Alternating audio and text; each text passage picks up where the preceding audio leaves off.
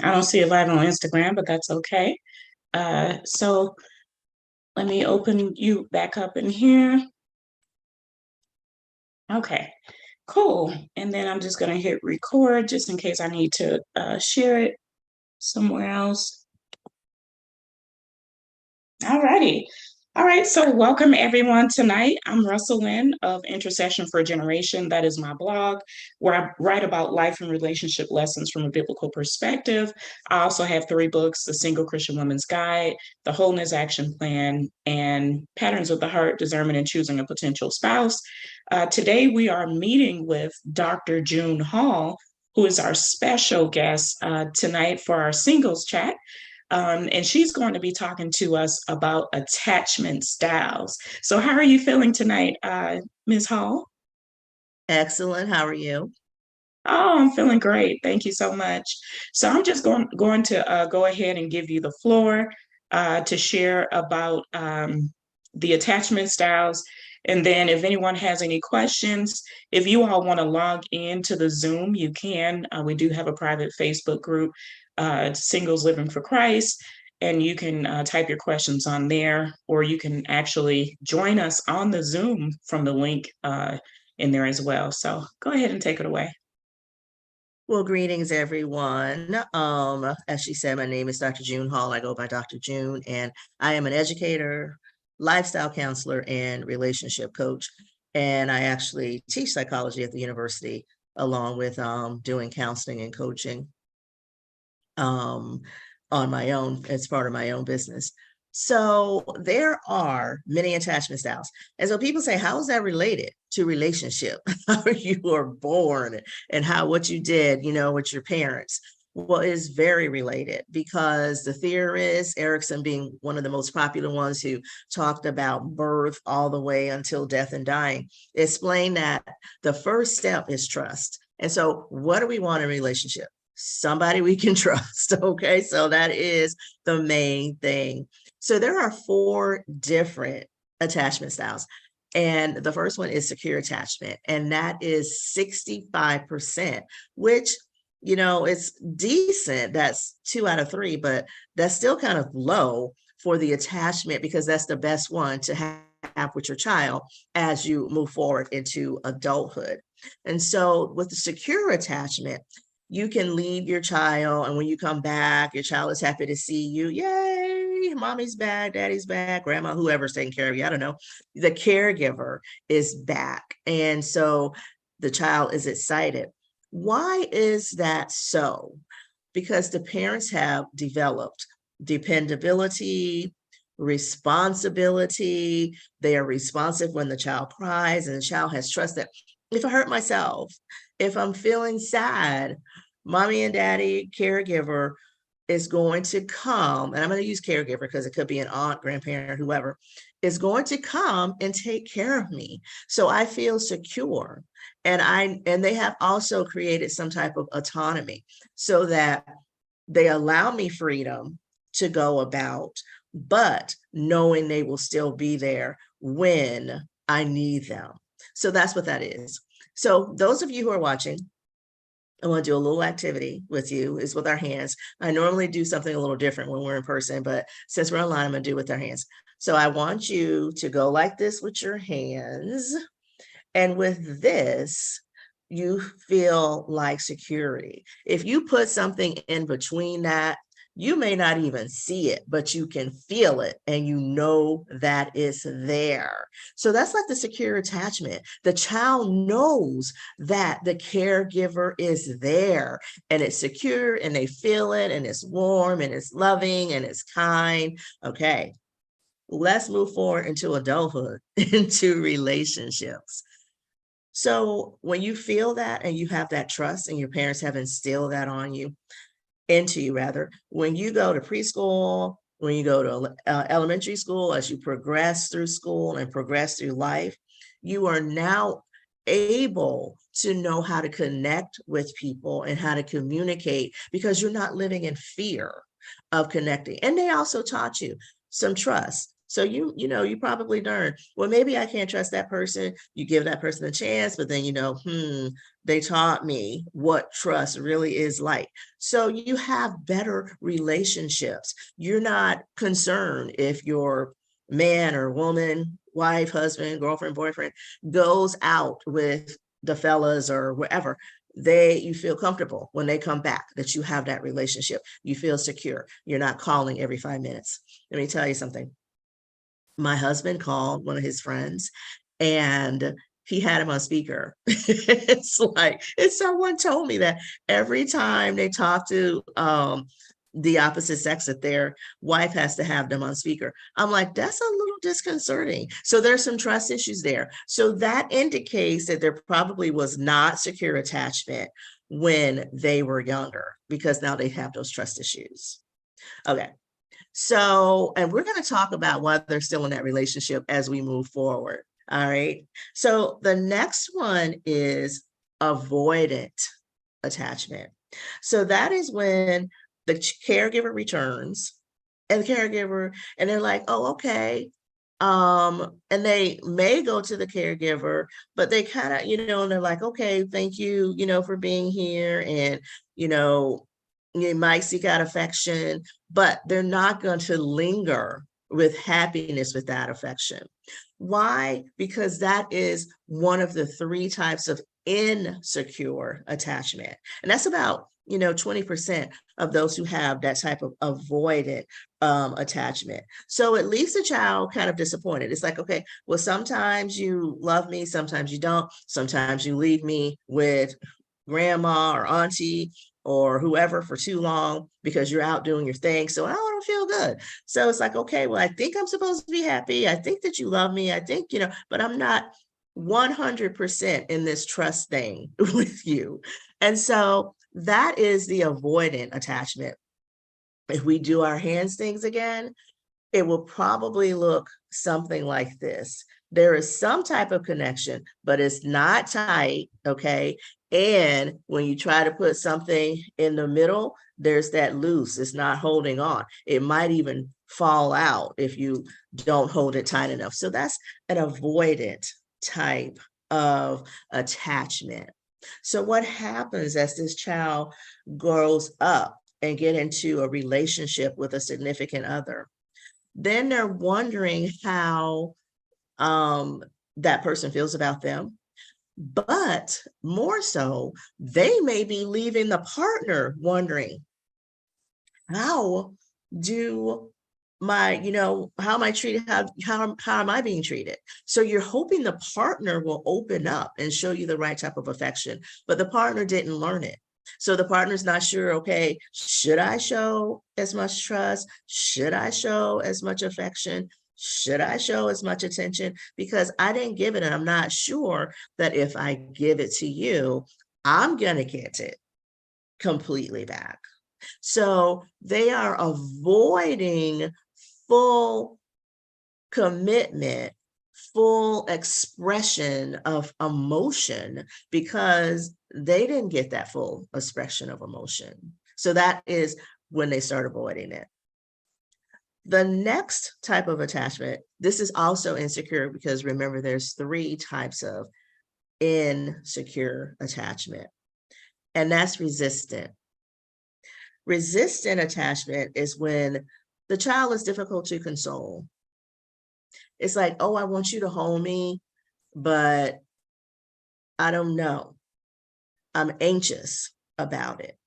Now, why does the child feel anxious about it? Because the caregiver is anxious about it. The caregiver may be going through some type of depression. The caregiver may have some type of anxiety. The caregiver may be going through postpartum depression. And so it's like, I want it, but I'm not feeling it 100%. So I'm still crying, I'm still distressed, even though you're holding me, because I don't feel 100%. And I'm upset because you're leaving me a lot. I'm upset because you're not giving me the attention that I need. So it's like, even though you're holding me, I'm angry with you for holding me. Okay. So when we do our hands, it's like it's not even really attached at all. There's some openness. We're resisting it. We're resisting closing it. I can't even put anything in the middle because it's going to fall out because I'm resisting intertwining with the other person. They still want a relationship, but it may end up being a bad relationship because they're willing to stay. Now, the last insecure attachment is disorganized attachment. So the child is confused. It's like, you might leave me for 2 or 3 days. You might be aggressive and abusive when you see me.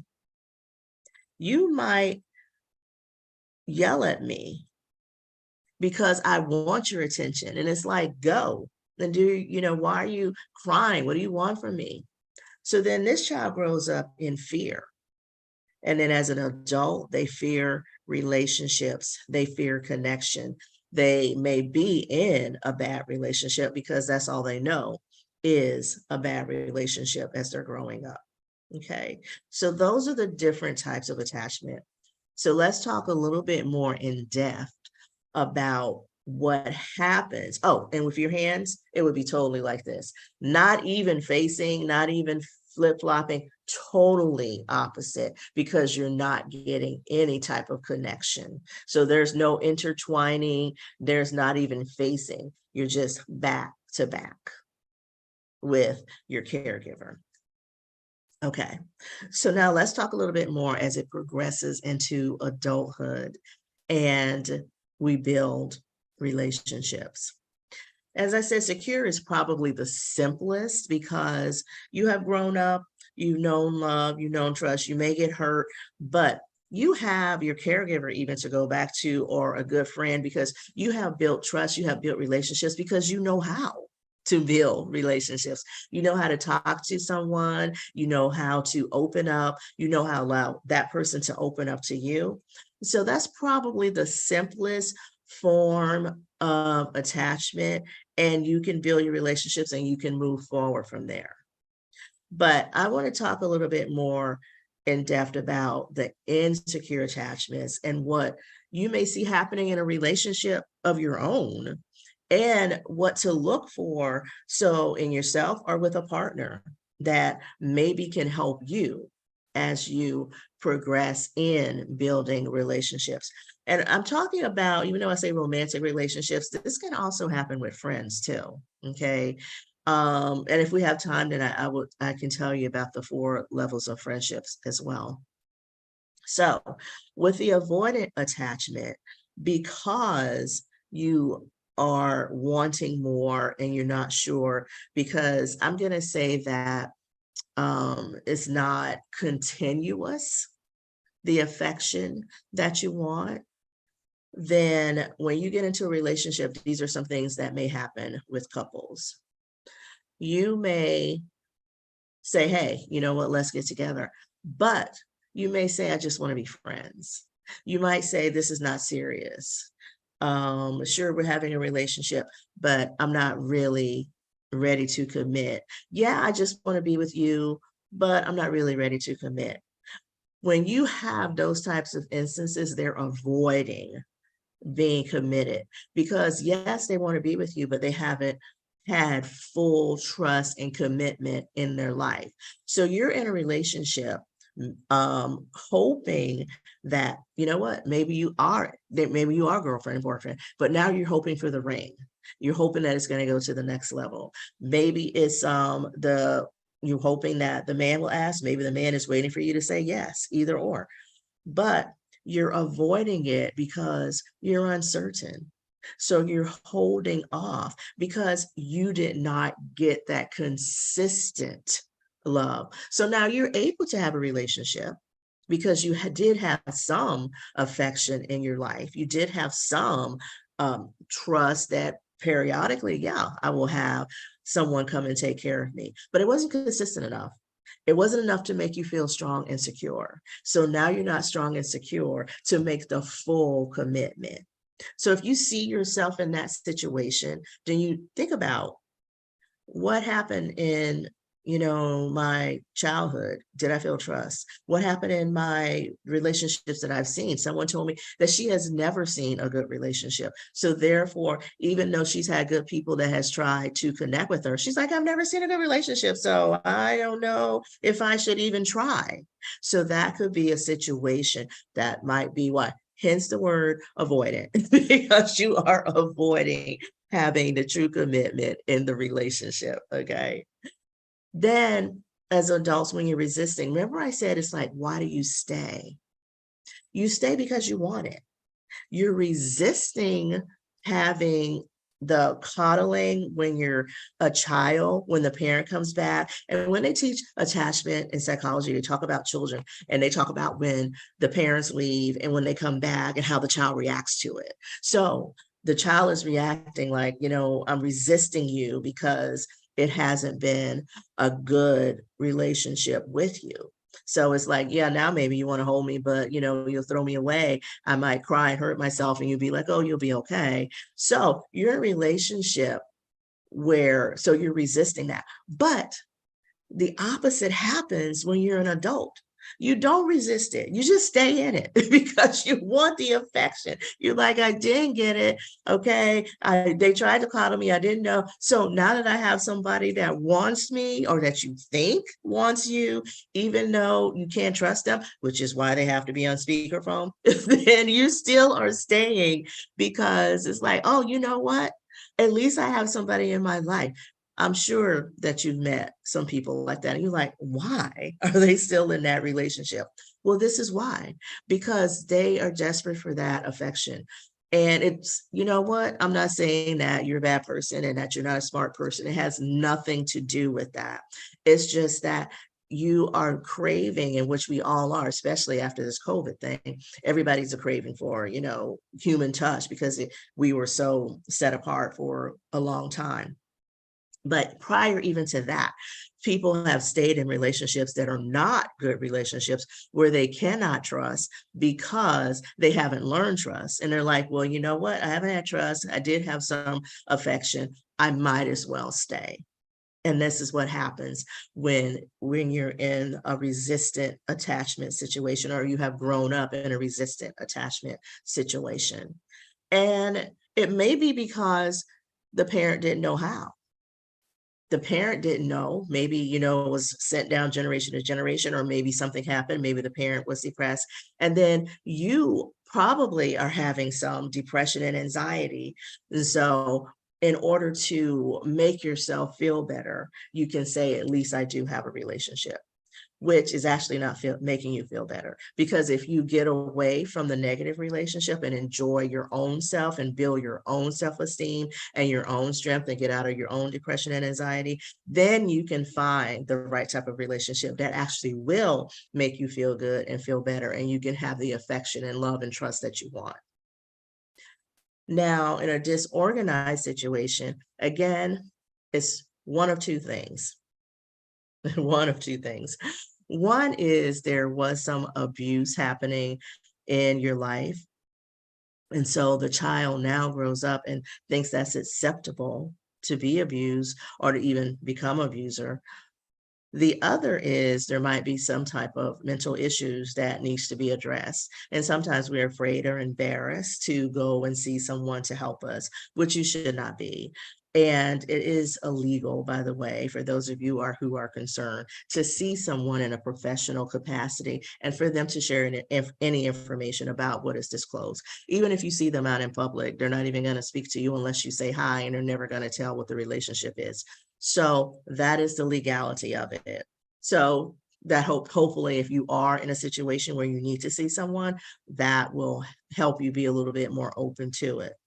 But when a child has grown up in a disorganized situation, when it comes to that commitment, they are less likely to have a relationship that's healthy. And also, their personality might be, well, more so in a resistant, their personality will be more so where they feel like they have to hold on to that relationship. There is a word that I'm looking for, and that word is, what is that word?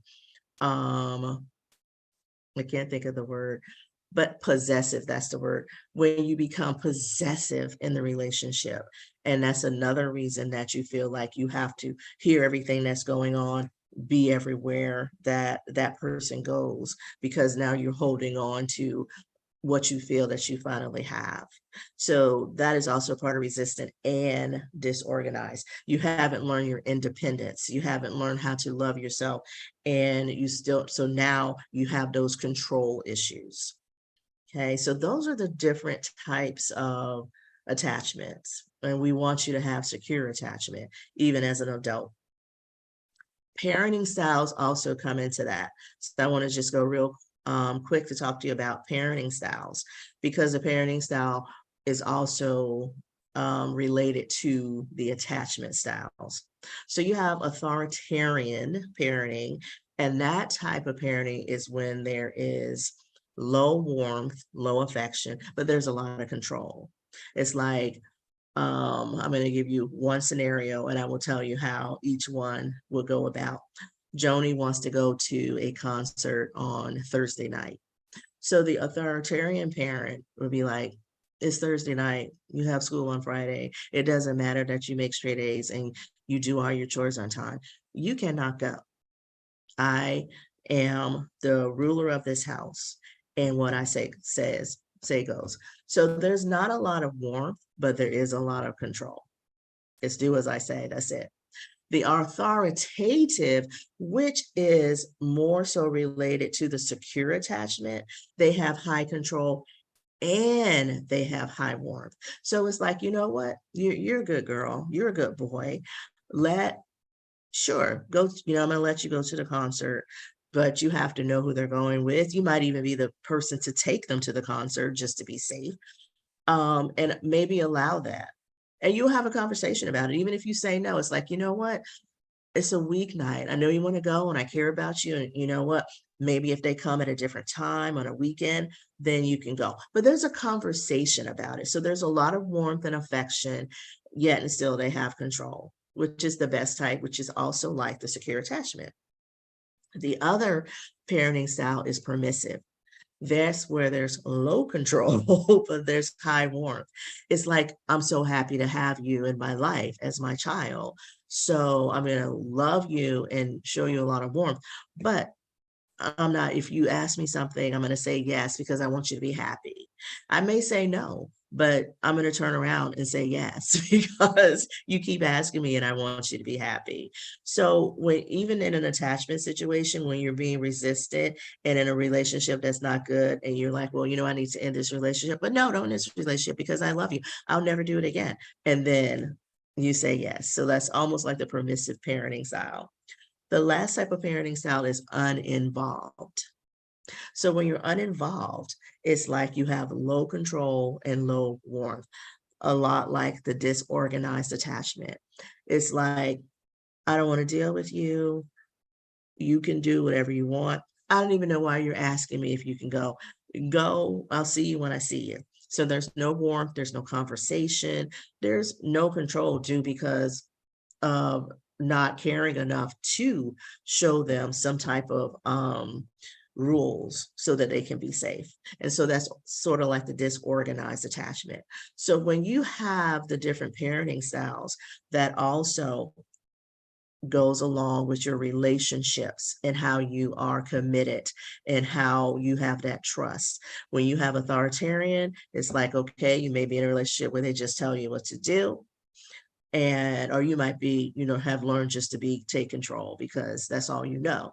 Authoritative, you'll be able to communicate, you'll be able to collaborate, you'll be able to understand each other and try to work things out together.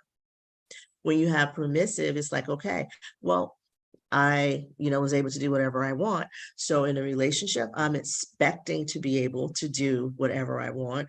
Might be spoiled if you can't give me what I want. And if you don't spoil me, then we don't need to be together. Don't ask me to settle for less. Don't ask me to collaborate. It's just me, what I want.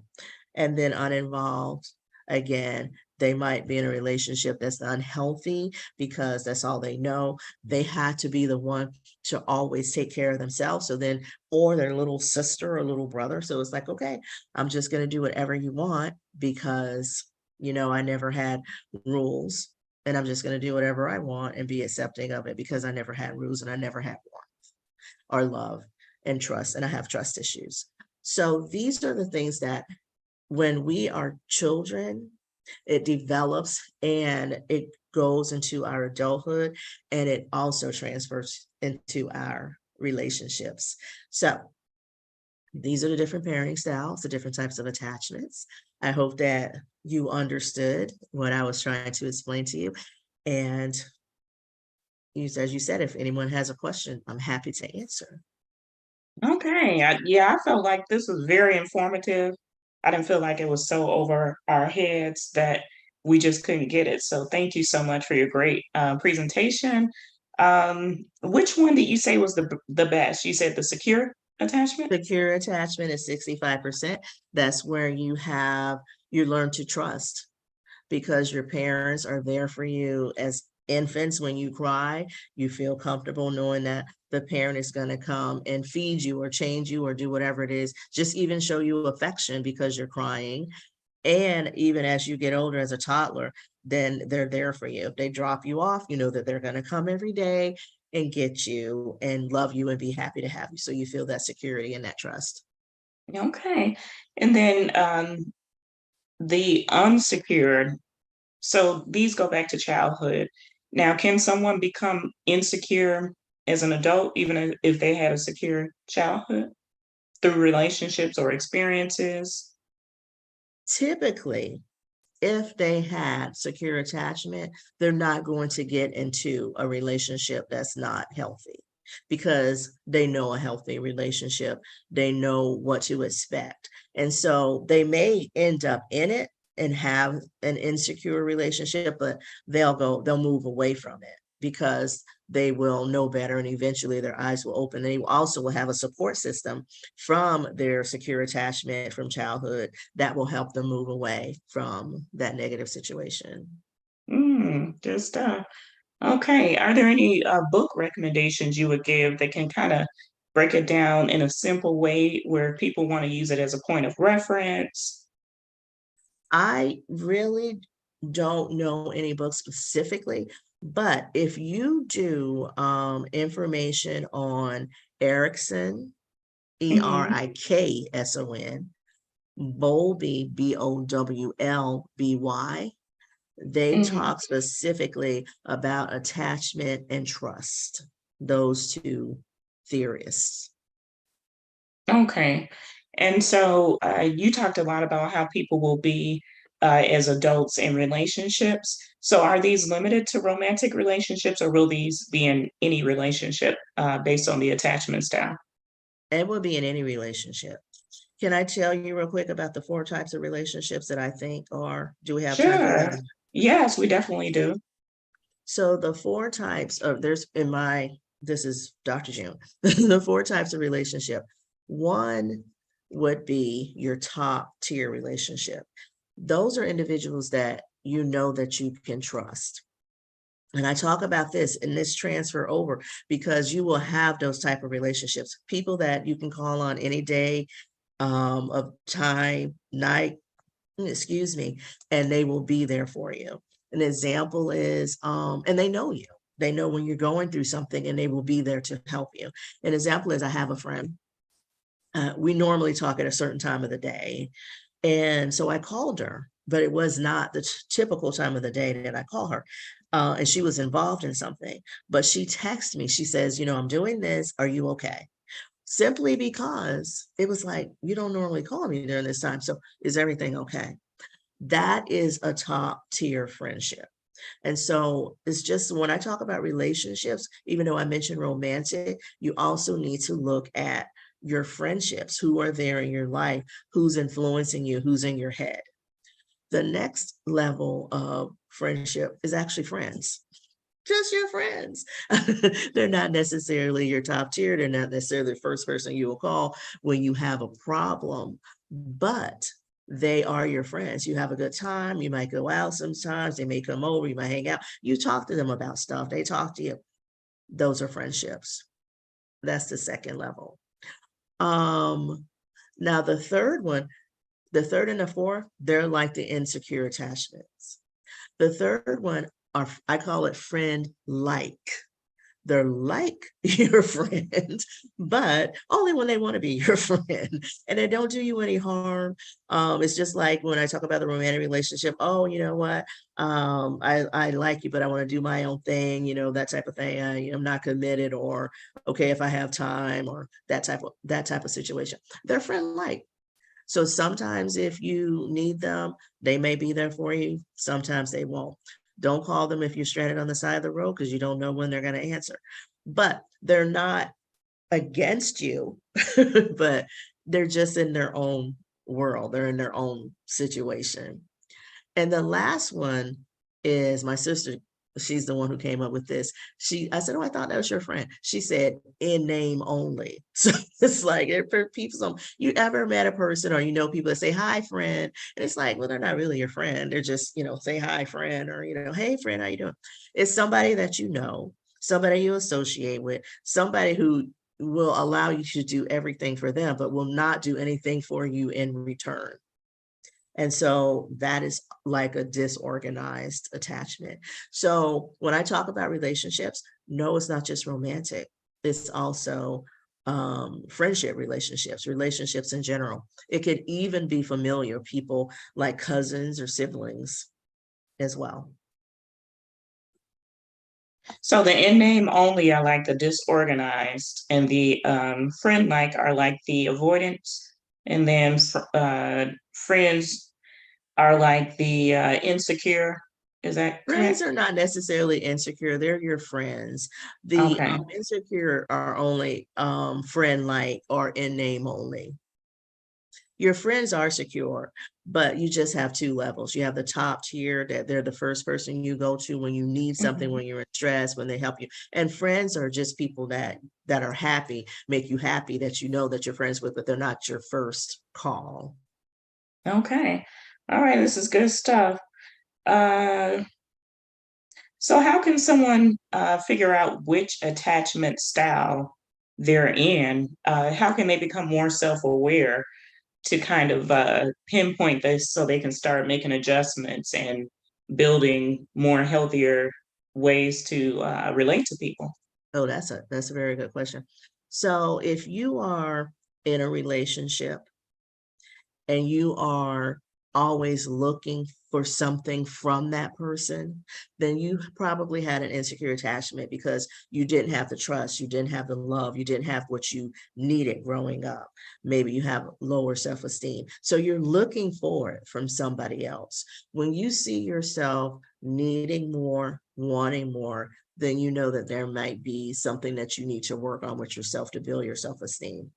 If you're in a relationship where you know it's unhealthy, when you know that the person you're with is unfaithful, when you know that the person you're with is not nice to you, when you find yourself saying, well, at least I'm in a relationship, then that is a very good indicator that there was some type of insecure attachment that needs to be dealt with so that you can feel better about yourself and have a healthier relationship and get the love and the trust that you really need and want. Those are two of the big ones. Okay, that's really good. I like to listen to wise YouTube channels and podcasts and stuff like that on relationships. Somebody had wrote into one of the podcasts I listened to earlier with a question. She was a young lady. She was about 28 years old, and she desired a husband. And she had been dating this gentleman who she was not physically attracted to for about a year.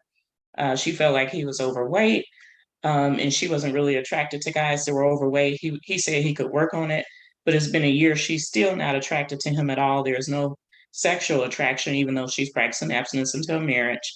So her question to the podcast host was, how important is that? And then she followed it up with what I thought was insecurity and what I felt like made her look as if she was settling, because she was saying, I'm a Black woman who's 28 and I have a PhD. I know I don't have men lined up for me because I have a PhD and because, she's Black. And it was something else that she said, oh, she doesn't wear makeup or something like that every day. And so she doesn't look the best or whatever. It's almost like she was making an excuse, like at least she's with someone. So that what you just said, Mhm. it kind of reminded me of that. So would you kind of consider her to be more of perhaps maybe an insecure? I know you would need more information, but based on what you Right. heard.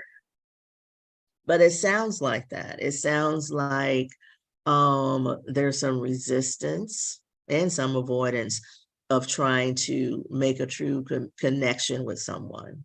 Especially, I mean, I personally feel she's wasted a year of her time because it's like, if you don't, I mean, you should have never even started being in a relationship with him if you were never attracted to him. That is an Mm-hmm, important factor in a relationship. And I mean, it's not even based on looks. It doesn't matter. mm-hmm, There's some people that just connect, they just have a connection. It doesn't matter how the person looks. So she is definitely settling because she feels like she's mature. And 28, in my opinion, is not even mature in age, but I guess she feels like because she's 28, maybe to her that's mm-hmm, mature in age. And so she wants to mm-hmm. do something before she's 30. But that definitely feels like some type of avoidant or resistance in her attachment. Yeah, and But like maybe you she said, needs we to. don't know, but Yeah, and it sounds like maybe she needs to grow in accepting herself too and loving herself, because you don't have to make an excuse for being a Black woman who has a PhD and all of these things. That doesn't mean you're a bad person, so you don't I have think to that perhaps she's apologize. met some people, maybe there have been some men that she has Hmm. met that feel intimidated, which is, if Hmm. you, and this guy doesn't. He's also settling because he's like, well, you know what? At least she wants me. I'm overweight. He probably feels like, I finally found someone, but she doesn't really want him. And he's Hmm. not really happy with himself. He needs to find somebody who doesn't care specifically about his weight and that he can be Hmm. happy with and that will like him without making him change. If anything, she should want to she's not attracted to him, so why even bother? So he Right. needs to Hmm. go, if he wants to lose weight, he needs to do it for his health, not for, a relationship. Obviously, she's not interested in him. So he needs to know that. So both of them are in the Yeah. relationship for the wrong reason. That was awesome. I think that was great how you put it. Yeah, I didn't necessarily agree with the advice the podcast hosts were sharing. One of the ladies was like, "Oh, we're not helping them." I was like, "Yeah, I agree with the husband. The husband was helping, but the wife was not helping because she was trying to say." And I'm going off subject now, but she was trying to say she was a virgin when she got married, and so she learned how to have great sex with her husband. But she wasn't initially attracted to her husband, so she came up with this extremism to say, would you rather get with the super hot guy and have poor sex, or would you rather get with the not so good looking guy and have great sex? I'm like, where did that come from? That wasn't the Was question. that was not the question at all. Has nothing to do with that. The But thing I think, is, just move on and find somebody else. and I think that goes to people are always trying to give advice based off of their experience, but obviously the young lady's Exactly. experience was not her experience. She was calling in about something totally different. So, No, but let talking me. about our subject, I had a person who was a stylist, and everything that she said was like something she would wear. And I'm like, we're different body types. We're different. So it's just like not gonna happen. Oh my So goodness. yes.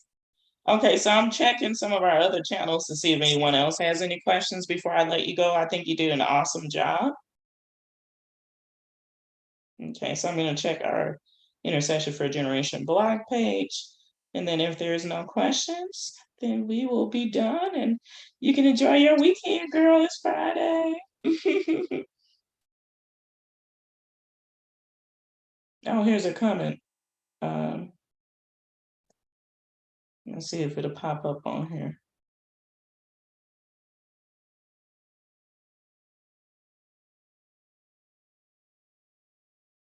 Oh, somebody just says they 100% agree.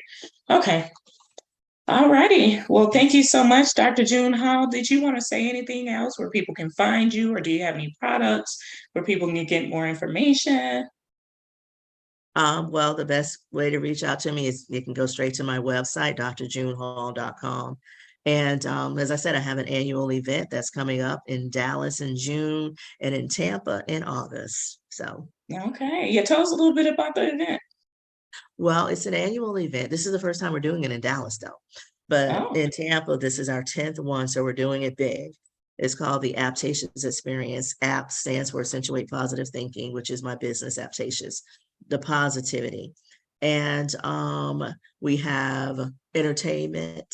We have food all day. I like to eat. So, yeah, we have, mm-hmm. breakfast, lunch, and snacks in the afternoon because we go from like 8:30 to 4 o'clock. We Mm-hmm. have different individuals come in and entertain. So this year I'm a speaker always, but we also have having a Christian comedian come in as our entertainer. We usually Okay. have someone who sings, but this Mm-hmm. year, and we might have a singer too this year because, like I said, it's the 10th one, so we're going big. We already signed up. We got a big conference center and got everything, and we have vendors. But we normally talk about how to bring yourself up when you're feeling down, Mm, positive in a world that sometimes, as of late, has been negative. And so mm-hmm. we have inspirational stories. Last year we had someone who she and her husband were supposed to be gone 12 years ago, but God blessed them and healed them through their cancer, and they are still here telling their story today. So we have Wow. isn't that amazing? So we have Yes. inspirational stories like that as part of the event. And so we just have a really good time. We have group activities where we get up and we do things together. Sometimes we do breathing exercise and yoga. Sometimes we do a group dance. And so it's just a fun event that's all day filled with positivity. Okay. And what's that website again? I'm sorry. Oh, the That website website again? is drjunehall.com. drjunehall.com. drjunehall.com. All right, simple enough. All right, so if you guys want to look that up, sounds fun. Thanks again, Dr. Hall. This was very, very informative. Thank you for having me. Had a great time. All right, no problem. You enjoy the rest of your weekend. Bye.